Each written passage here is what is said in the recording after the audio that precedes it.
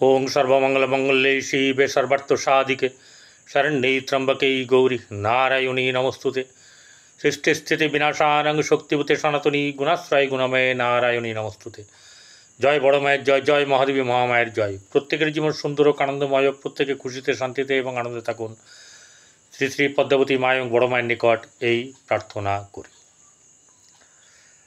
আপনারা দেখছেন জ্যোতিষ আচার্য পরিতোষদের এই জ্যোতিষ চ্যানেল, যেখানে গোচর সম্পর্কে বিচার করা হয়, কারোর পার্সোনাল ছক বিচার করা হয় না।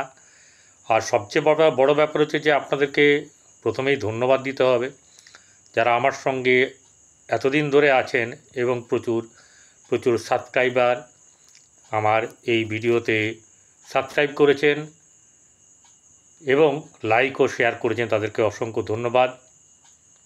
আমি সবসময় চেষ্টা করি যা দেখব তা আপনাদের সামনে জ্যোতিষ বিচারের মাধ্যমে তুলে ধরার। কোনো মন গড়ন কোনো কথা ব্যাপার নেই, ভয়ের ব্যাপার নেই, আনন্দের ব্যাপারও নেই। আপনার জীবন আপনি কেমন করে কাটাবেন সেটা আপনি ঠিক করবেন। আমার কাজ হচ্ছে বর্তমান সময়ে গোচরে গ্রহগণ যে যে অবস্থায় থাকে তার কি ফলাফল তা আমি ব্যক্ত করে থাকি।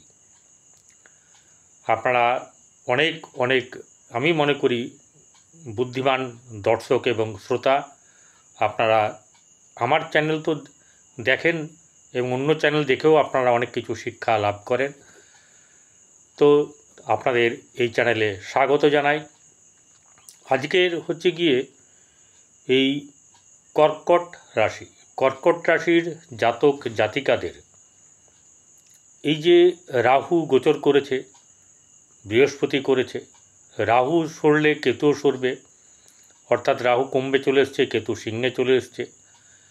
মঙ্গল হচ্ছে গিয়ে এরপরে এতদিন অষ্টমভাবে রাহুকে দেখছিল, এবারে এই আজকের পর থেকে আগামীকাল বা গভীর রাত্রির পর থেকে কি করবে, সমসপ্তম, একদম সপ্তম দৃষ্টি, যেমন আমি আপনি যেমন দেখছি, ঠিক আছে, আমি দেখতে পাচ্ছি না, যখন আপনি আমাকে দেখবেন তখন আপনি আর আমি দুজনে কানেক্ট হব, সেটা হচ্ছে সমসপ্তম, অপোজিট রাহুকে দেখবে। তাহলে মঙ্গল একই হচ্ছে সেনাপতি, ডু অর ডাই, ঠিক আছে, কোনো পিছু পায়ের হওয়ার কোনো ব্যাপার নেই। রাহু হচ্ছে দানব সৈন্য, রাহুও কোনসা ছাড়বে এরকম একটা জায়গাতে। আবার আরেকটা ব্যাপার আছে, সেটা হচ্ছে বৃহস্পতি। এই বৃহস্পতি এবং রাহুর সংযোগ, মঙ্গলের সঙ্গে রাহুর সংযোগ, এই ব্যাপারগুলো কিন্তু আমাদেরকে অবশ্যই ভাবায় কি হতে চলেছে এই কর্কট রাশি জাতক জাতিকাদের, তা তুলে ধরি। প্রথম কথা হচ্ছে যে কর্কট রাশি এটা হচ্ছে চন্দ্রের নিজস্ব ঘর, স্বক্ষেত্র। তো এই রাশির জাতক জাতিকাদের মঙ্গল রাশিতে ছিল, অবস্থান করছিল। এবারে মঙ্গল রাশিতে অবস্থান করার পরে যেটা হচ্ছে গিয়ে মাথা গরম থাকা, হট করে রেগে যাওয়া, আবার হট করে জল হয়ে যাওয়া, স্বামী স্ত্রীর সম্পর্কের অবনতি হওয়া, এইসব নানা রকম ধরনের ব্যবসা বাণিজ্যে ক্ষতি, এগুলো কিন্তু চলছিল, কম বেশি করে চলেছে, বুঝতে পারছি। এবারে তফাৎটা হয় কোথায় আমি বলি। আমি যখনই কোনো কথা বলবো, যদি আপনার জন্মকুণ্ডলিতে সেই গ্রহটা আপনার জন্মকুণ্ডলিতে ভালো অবস্থায় থেকে থাকে তাহলে এত খারাপ কিন্তু হবে না। আবার যদি খুব আমি ভালো বলে থাকি, আপনার জন্মকুণ্ডলিতে যদি সেটা খারাপ অবস্থায় থাকে তাহলে কিন্তু অতীব খারাপ হবে। খুব ভালো যদি বলি তাহলে কম ভালো হবে, এই সব এরকম ধরনের একটা ব্যাপার আছে। তো ঘটনা হচ্ছে যে এইবারে এই রাশির অধিপতি চন্দ্র, এই যে ঘরের, সে হচ্ছে গিয়ে চন্দ্র তো এখানে বসে আছে, চন্দ্রের কাছ থেকে মঙ্গল সরে যাচ্ছে এবং এখানে কিন্তু রাশিতে কোনো দৃষ্টি কিন্তু কারোর থাকবে না। একদিকে কিন্তু খুব ভালো হয়েছে, বৃহস্পতি একমাত্র চন্দ্রের দিকে তাকালেই শুভ, এছাড়া কোনো গ্রহ শুভ নয়। এবারে এই রাশির জাতক জাতিকাদের দ্বিতীয়ভাবে যখন মঙ্গল যাচ্ছে, মঙ্গল হচ্ছে সৈনিক গ্রহ, তার মেজাজ তিরিক্ষি থাকে। দ্বিতীয় যখনই যাবে না, দ্বিতীয় কেতু বসে আছে, কেতু দ্বিতীয় বসলে ভ্রমণ করায়। সে ভ্রমণটা কাজের জন্য হতে পারে, অযথাও হতে পারে, নির্ভর করছে আপনার জন্মকুণ্ডলিতে কেতু কীরকম অবস্থাতে আছে। কেতু সাধারণত দ্বিতীয় ঘরে কোনো মতে ভালো দেয় না। দ্বিতীয় ঘরে আত্মীয় স্বজনের সঙ্গে সম্পর্কের যে ব্যাপার থাকে সেটাকে কীরকম করে একটা কন্ট্রোল করে থাকে মাঝে মাঝে। আত্মীয়দের সঙ্গে বনিবনা ঠিক করে হবে না। মঙ্গল যখন যাবে জ্যোতিষমতে, মানে আমাদের যেটাকে বলা হচ্ছে সনাতন জ্যোতিষমতে বা পরাশর জ্যোতিষমতে বলা হয় কেতু কুব্জ সম ফলদান করে। কেতুও 7 বছরের মহাদশা, মঙ্গলেরও 7 বছর মহাদশা। কিন্তু আমি যেটুকু শিক্ষা নিয়েছি, কেতু হচ্ছে যে কোনো জিনিসকে না গুটিয়ে রাখে, বেরোতে দেয় না, প্রকাশ করতে দেয় না। মঙ্গল কিন্তু হচ্ছে তেজময় গ্রহ, মঙ্গল এসব কিছু মানে না। অপরদিকে কেতুর যে অপোজিটে যে রাহু বা মঙ্গলের অপোজিটে রাহু বসে আছে, সেই রাহুও কিন্তু গুটিয়ে থাকা পছন্দ করে না, ফোরকাস্ট। রাহুর এই একটা ব্যাপার কিন্তু আছে। যাই হোক, এই মঙ্গল আবার কেতু দ্বিতীয় ভাবে বসে আপনার পরিবার, আত্মীয় স্বজন, অর্থ, এই জায়গাগুলোকে কিন্তু হ্যাম্পার করবেই করবে, কম আর বেশি। আমি আগেই বলে গেছি, সূত্র দিয়ে গেছি কখন ভালো কখন মন্দ, বা কার ভালো কার মন্দ হবে, তাই এই নিয়ে বেশি বলবো না। এবারে রাহুর দৃষ্টি পড়েছে এখানে দ্বিতীয়ভাবে, তাহলে কি হচ্ছে, আপনার হাতে যখন অর্থ আসবে সেই অর্থ কিন্তু খরচা হয়ে যাবে। এই মঙ্গল কিন্তু রাজ্যকারক গ্রহ আপনার, মানে শুভ গ্রহ, শুভ ফল প্রদান করবে, অবশ্যই করবে। কিন্তু ওই যে ব্যাপার হচ্ছে আপনার মঙ্গলটা কোথায় আছে সেটাও কিন্তু জানা দরকার আছে। বারবার বলি, যে কথা বলি, জ্যোতিষ মতে বলি, কেউ বিভ্রান্ত হবেন না। এই কারণেই বলছি, অনেকে না বুঝে কেন এটা বললেন, দুটো কথা কেন বলছেন, দুটো কথার তো ভাব বুঝিয়ে দিচ্ছি আমি। আপনার ভালো থাকলে এটা হবে, না থাকলে এটা হবে। পরিবার সংক্রান্ত ব্যাপার, আর্থিক সংক্রান্ত ব্যাপার, এই ব্যাপারগুলো কিন্তু কোনো মতে শুভ হবে না।